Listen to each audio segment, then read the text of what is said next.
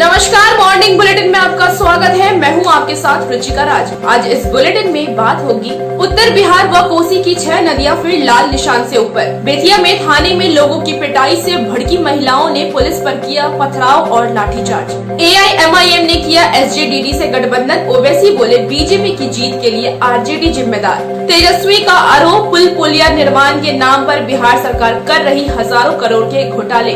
आखिर में भारत चीन विवाद में यूं ही नहीं कूदा रूस, एशिया में बड़े प्लान पर कर रहे काम को तेज। तमाम बड़ी खबरों से पहले एक नजर सुर्खियों पर। पटना में पोस्टर वार, लालू यादव के परिवार को बताया बिहार पर भार। भोजपुरी को 8वीं अनुसूची में शामिल करने की राज्यसभा में उठी मांग। बिहार के 3 यूनिवर्सिटी में नए VC की नियुक्ति। प्रोफेसर SP सिंह बने मिथिला विश्वविद्यालय के नए वाइस चांसलर। 30 साल मेहनत करके नहर खोदने वाले बिहार के किसान को ट्रैक्टर देंगे आनंद महिंद्रा।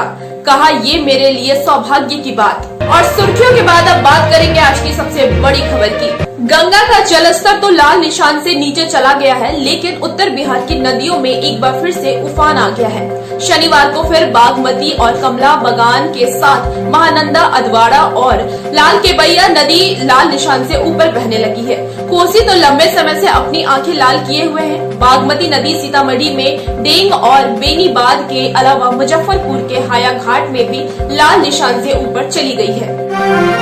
बेतिया में लोगों की पिटाई से भड़की महिलाओं ने शनिवार को कालीबाग OP पर बवाल किया। साथ ही उन्होंने पुलिस पर पथराव भी किया।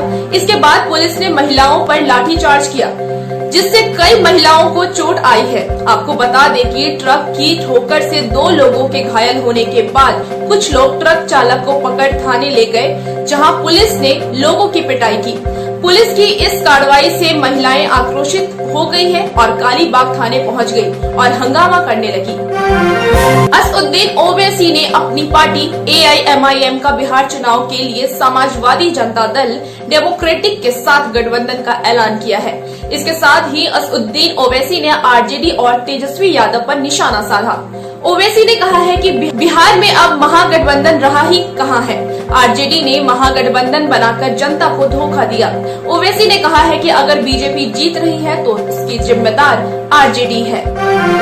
राजद नेता तेजस्वी यादव ने बिहार सरकार पर पुल पुलिया के निर्माण के नाम पर हजारों करोड़ रुपए के घोटाले करने का आरोप लगाया है। तेजस्वी ने शनिवार को कहा है कि नीतीश सरकार पुल पुलिया के निर्माण के नाम पर बिहार को लूट रही है। बिना पहुंच पथ के पुल पुलिया बनाकर निर्माण के काम पर भ्रष्टाचार किया जा रहा है।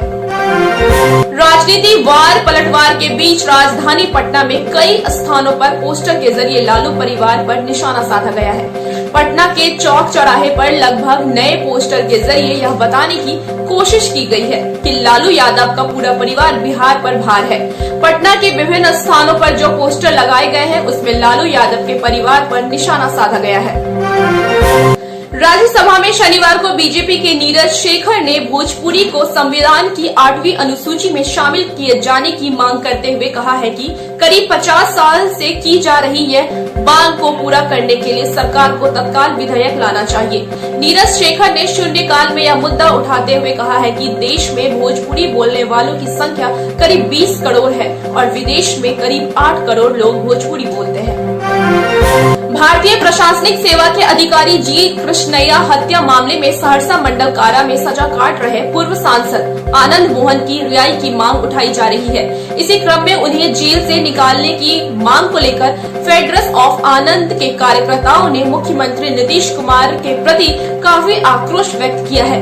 इस दौरान मसाला जुलूस भी निकाला गया। सहरसा के बालवाहाट बाजार में आनंद मोहन के छोटे भाई अंशुमन आनंद ने कहा है कि किसी भी निर्दोष को अगर पीड़ा पहुंच जाती है तो कष्ट से निजात भगवान दिलाते हैं। किसी को भगवान से ऊपर नहीं समझना चाहिए।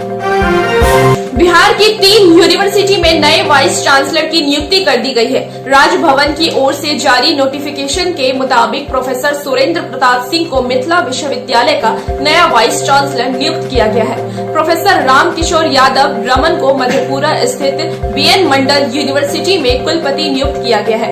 वहीं प्रोफेसर शशिनाथ झा को दरभंगा स्थित कामेश्वर सिंह संस्कृत विश्वविद्यालय का नया वाइस चांसलर नियुक्त किया गया है।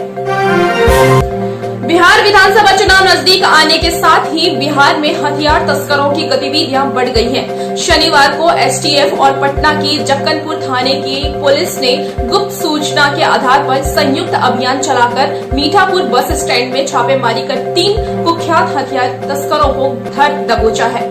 पुलिस के मुताबिक राजू यादव नाम का हथियार तस्कर 8 पिस्टल, 16 मैगजीन और पिस्टल की खेप लेकर मुंगेर से पटना पहुंचा था। दशरथ मांझी की तरह ही गया के लौंगी भुइया ने भी अपने मेहनत से ऐसा कारनामा किया जिसे सुनकर किसी को भी गर्व होगा। उन्होंने लगातार 30 साल तक अकेले मेहनत करके करीब 3 किलोमीटर लंबी नहर खोद दी। उनके इस कारनामे के बाद वो लगातार सुर्खियों में है। इस बीच उनकी मदद के लिए हाथ भी बढ़ने लगे हैं। इसी कड़ी में महिंद्रा समूह के चेयरमैन आनंद महिंद्रा ने लौंगी भुइया को ट्रैक्टर देने का फैसला लिया है। उन्होंने कहा है कि हमें लौंगी भुइया को ट्रैक्टर गिफ्ट करना और उनका इसे इस्तेमाल करना हमारे लिए सम्मान की बात होगी। मिलते हैं एक छोटे से ब्रेक के बाद।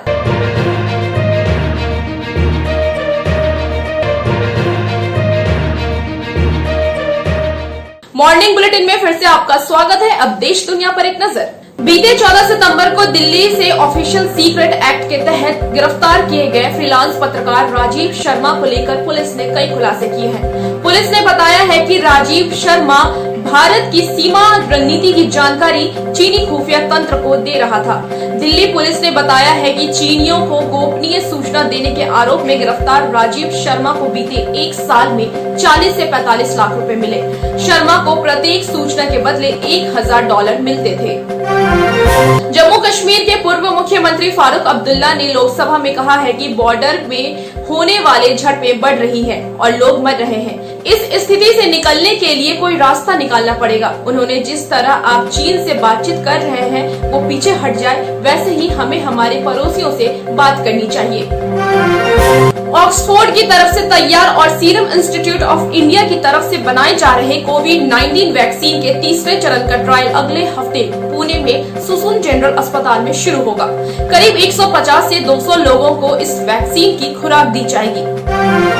रूस के साइबेरिया में स्थित क्राइकोनयार्क में अरबों की संख्या में छोटे छोटे खौफनाक कीड़ों ने कहर बरपा रखा है। इसके डर से लोग सड़कों पर खुले निकलने से डरने लगे हैं। ये कीड़े लंबाई में टिड्डियों के 1/4 ही हैं, लेकिन इसकी तादाद देखने में ही डराने वाली है। शहर के लोग अपने घरों की खिड़कियां तक नहीं खोल रहे हैं। भारत और चीन के बीच जारी विवाद में रूस की एंट्री से सियासी पंडित भी अचंभे हैं।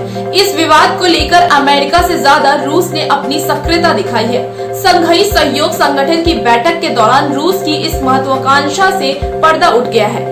जब भारत और चीन के विदेश मंत्री बॉर्डर पर शांति को स्थापित करने के लिए सहमत हुए तो रूस विदेश मंत्री सर्गेई लावरोव ने इसका क्रेडिट लिया। विशेषज्ञ रूस के इस कदम को दक्षिण एशिया में अपनी उपस्थिति को लेकर और मजबूत करने के रूप में दिख रहे हैं। बिहार टिक्स के मॉर्निंग बुलेटिन में सिर्फ इतना ही। देखते रहिए बिहार टिक्स। नमस्कार।